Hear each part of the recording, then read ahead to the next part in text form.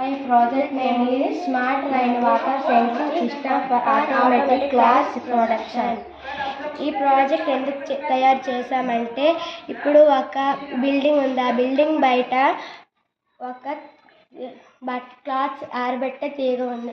ఆ ఇక్కడ క్లాత్స్ ఆరబెట్టేసి ఆ ఇంట్లో వాళ్ళు బయట పనికి లేదా ఆఫీస్కి వెళ్ళిపోయారు.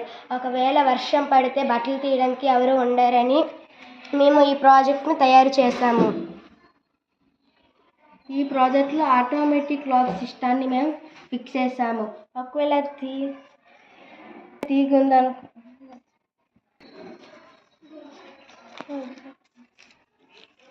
ఈ